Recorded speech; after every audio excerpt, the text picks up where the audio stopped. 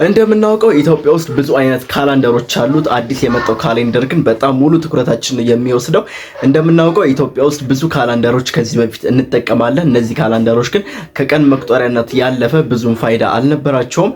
የውጮቹን ካላንደር እንደ ጉግል ካላንደርና ሌሎች ካላንደሮች ብንመለከት ቀናችሁን የተወለዳችሁበትን ቀን ካልኩሌት ማድረግ የምትችሉበት እንዲሁም የተለያዩ አጀንዳዎችን የተለያዩ በዓላቶች መች እንደሆኑ የተለያዩ ብዙ ፌቸሮችን የያዘ ካላንደሮች ነበሩ። ኢትዮጵያ ውስጥ እንደዚህ አይነት ካሌንደሮችን ማግኘት በጣም ከባድ ነበር። አዲስ አፕዴት የሆነው ግን የኢትዮጵያን ካሌንደር ግን አዲስ አፕዴት ይዞ መጥቷል ማለት ነው።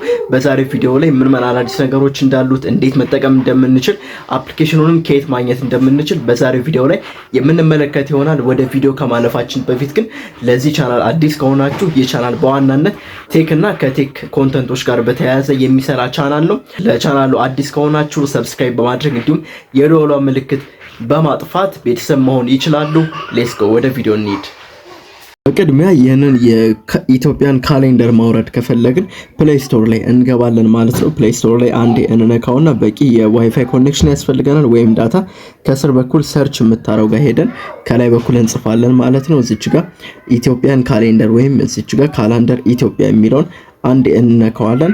ከዚያ እዚህ ጋር የምትመለከቱት መስከረም 1 የሚለውን አንድ እንነካዋለን ማለት ነው። ይሄ ትክክለኛ የናቲ ጎሳዬ ያዘጋጀው የኢትዮጵያን ካሌንደር ነው ማለት ነው። ስለዚህ ይሄንን ኢንስቶል እንለዋለን ማለት ነው። እስከሚወርድ የተወሰኑ ሰከንዶችን እንጠብቀዋለን።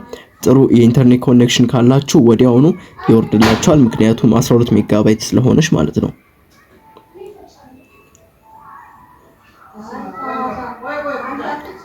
እንደምታዩት አፕሊኬሽኑ እየወረደ ነው።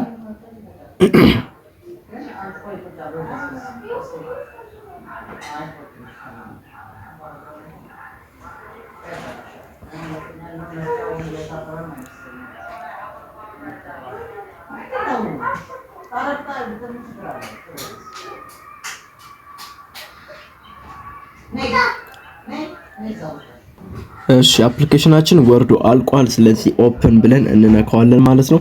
አንዴ ኦፕን ስንለው ወደዚህ አይነት ኢንተርፌስ ያመጣናል። የተለያዩ አማራጮችን ያሳየናል ማለት ነው። እዚህ ጋር የኢትዮጵያና ግሪክ ኮሪያን ምን አዲስ ፌቸሮች እንዳሉት ያሳየናል። ወደ ጎን ስናረገው ቋንቋ መምረጥ እንችላለን። በተለያዩ በአራት አይነት ቋንቋዎች አሉት። በአማርኛ አለ፣ በእንግሊዘኛ ቋንቋ አለ፣ እንደገና ደግሞ በአፋን ኦሮሞ ቋንቋ ማድረግ እንችላለን። አራተኛ ደግሞ በትግርኛ ቋንቋ መጠቀም እንችላለን። እኛ ግን ለዛሬ አማርኛ ቋንቋን እንመርጥለታለን። ቀጥል እንለዋለን። ከዚያ እዚህ ጋር የሃይማኖት ቀናትን ያሳየናል። የኦርቶዶክስ ተዋህዶ የቅዱሳን ቀናት አሳይላል። ለተመረጠው ቀን የሃጂ የቀን አቆጣጠር አሳይላል። ለጊዜው ሁለቱን እንዘለውና ወደ ቀጣዩ ፌቸር መሄድ እንችላለን ማለት ነው። ገጽታውን እዚህ ጋር መምረጥ እንችላለን። ለምሳሌ ያክል ነጭ ገጽታ እንዲኖረው ከፈለግን ላይት ማድረግ እንችላለን። እዚች ጋር እንደምትመለከቱት ጥቁር ከፈለግን በጥቁር ማድረግ፣ እንደ ሲስተሙ አዳፕቲቭ እንዲያደርግ ከፈለግን ደግሞ እንደ ስልካችን ጥቁርም ነጭም እንዲያደርግን ማድረግ እንችላለን። የሚያሳየውን ለአይናችን ቀንና ማታ ስንጠቀም ማለት ነው። ቀጥል እንለዋለን። ከዛ የቀን መቁጠሪያዎችን ያገናኘናል። ይሄኛው ለበኋላ ይደርስልናል። ጀምር እንለዋለን። እንደምትመለከቱት ይሄን አይነት ኢንተርፌስ አለው። ከላይ በኩል ስትመለከቱ በኢትዮጵያ ዛሬ ይሄን ቪዲዮ ስቀርጽላችሁ 2018 ወር ሰኔ ነው 10 ቀን ደግሞ 28 ነው ማለት ነው። እሁድ ዕለት ማለት ነው። በፈረንጆቹ ደግሞ 5ኛው ቀን በ7ኛው ወርና 2026 ዓ.ም ላይ ነው የምንገኘው። እዚህ ጋር እንደምትመለከቱት ከስር በኩል 28 ሰኔ 2018 እሁድ ብሎ ምን ያሳያል? ጾመ ሐዋርያት ይላል። ስለዚህ እንደምናውቀው የሐዋርያቶች ጾም ገብቷል።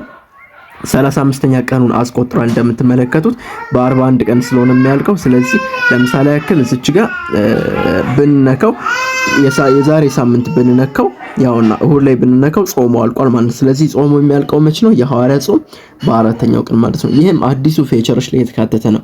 ሌላው የቀን መቁጠሪያ ነው። የቀን መቁጠሪያና የቀን መቀየሪያ ነው። እዚች ጋር እንደምንመለከተው የተለያዩ ፊት ለፊት ላይ የሚያመጣቸው ኢንተርፌሶች አሉ። ለምሳሌ ያክል መቀያየሪያዎቹ ላይ ስንመለከት ለምሳሌ ያክል ቀኖቹን መቀያየር እንችላለን። ይህ ማለት የኢትዮጵያን ቀን ወደ ፈረንጆቹ ቀን መቀየር፣ የፈረንጆቹንም ወደ ኢትዮጵያ ቀን መቀየር እንችላለን። ለምሳሌ ያክል የኢንትራንስ ኤግዛም የወሰድነው በ2015 ዓ.ም መስከረም 1 ላይ ነው እንበል እንደ ምሳሌ። ግን በፈረንጆቹ የቀን አቆጣጠር ይህንን ማስላት አልቻልንም። ስለዚህ በቀላሉ የኢትዮጵያን ካላንደር ላይ እንመጣና እዚች ፊት ለፊት ላይ ቀን መቀየሪያ የሚለውን ነክተነው 2015 እናደርገዋለን። ከዚያ እዚች ጋር መች ነው የፈለግነው? መስከረም 1 እንለዋለን። እዚህ ጋር ያያችሁት ቀኑን ቀይሮልን ሴፕቴምበር 11 2022 ላይ ነው ማለት ነው። እንደገና ደግሞ በውጮቹ ጃንዋሪ እንበለው። ለምሳሌ ያክል ጃንዋሪ 1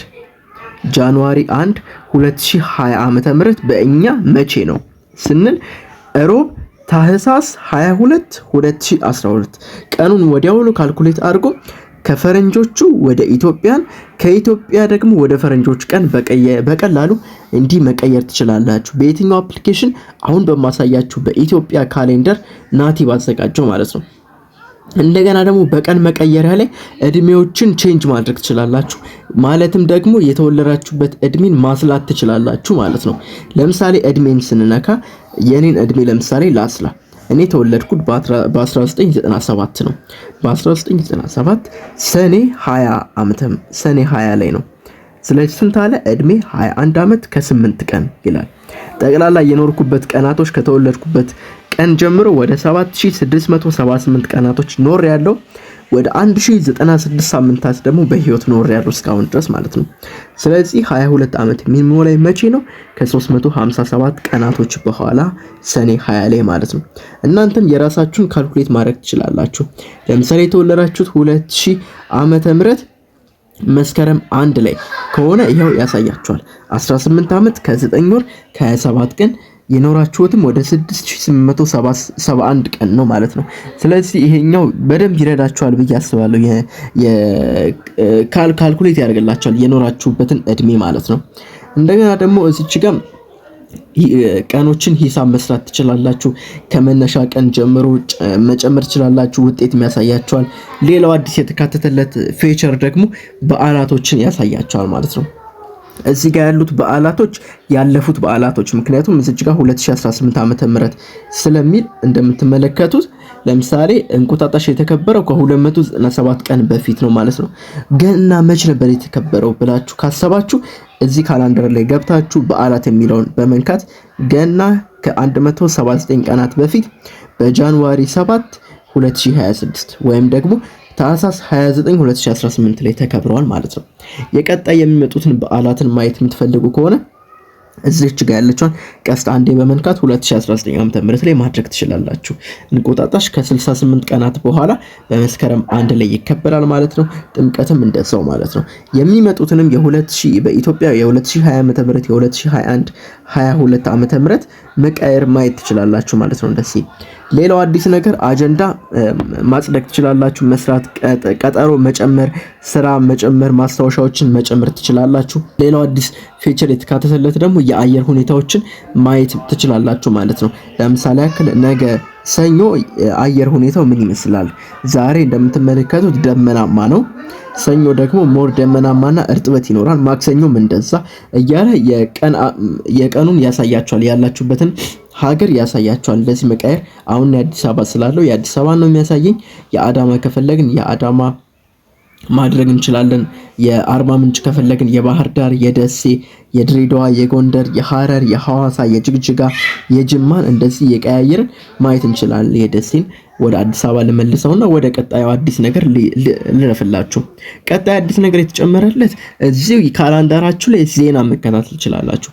እንደምትመለከቱት ዜና የሚለውን ስንነካ ሎድ ያደረገና ሁሉንም ለምሳሌ ያክል ቢቢሲ የዘገባቸውን በትግራይ ክልል ለግዳጅ ወታደራዊ ምልመላ የሚለውን ያሳየናል። ከእስራኤልና ከኢራን ጦርነቶች ጋር በተያያዘ የተለያዩ ዜናዎችን በዚህኛው ካሌንደር ላይ ስለ ኳስ ጨዋታ የተለያዩ ስለ ዓለም ዋንጫዎች ሙሉ በሙሉ ከፋና ብሮድካስቲንግ ኮርፖሬሽን ጋር የለቀቃቸውን ብዙ ዜናዎችን መመልከት ትችላላችሁ ማለት ነው። ስለዚህ የሀገር ውስጥ ዜና፣ የውጭ ዜና መመልከት ትችላላችሁ። አሁን ደግሞ እንደምናውቀው የዓለም ዋንጫ ጊዜ ስለሆነ የኳስ መርሃ ግብሮችን መመልከት ትችላላችሁ በዚህ በአንድ የካሌንደር አፕሊኬሽን ማለት ነው። ለምሳሌ የኢትዮጵያ የፕሪሚየር ሊግ ጨዋታዎች ለእኔ ካላችሁ ማየት ትችላላችሁ። እንደዚህ ሎድ ያደርግና ቅዳሜ ሰኔ 13 ላይ የኢትዮጵያ ንግድ ባንክ ከኢትዮጵያ ቡና ጋር ምን ያህል ውጤት እንደተለያየ ያሳያችኋል። ደረጃዎቹንም ጭምር እዚች ጋር ሙሉ በሙሉ የሚያሳያችሁ ይሆናል። የዓለም ዋንጫ ከፈለጋችሁ የዓለም ዋንጫ እዚች ጋር እሁድ ሰኔ 21 ላይ ኮርቲና ከጋና ጋር 2-1 ነው የተለያዩት። ሙሉ ውጤታቸውን እዚህ ጋር ያሳያቸዋል። ማክሰኞ ሰኔ እንዲሁም ደረጃቸውንም እዚች ጋር ማየት ትችላላችሁ ማለት ነው። በአንድ አፕሊኬሽን ብዙ ነገር መስራት ትችላላችሁ። የእንግሊዝ ፕሪሚየር ሊግ አለ፣ ዩኤፋ ሻምፒዮንስ ሊግ፣ እዚህ ጋርም ላሊጋ ሌሎቹንም ማለት ነው። ስለዚህ በአንድ አፕሊኬሽን እነዚህ ሁሉ ነገር የምታገኙ ከሆነ በጣም ቀላልና ቀልጣፋ ነው ማለት ነው።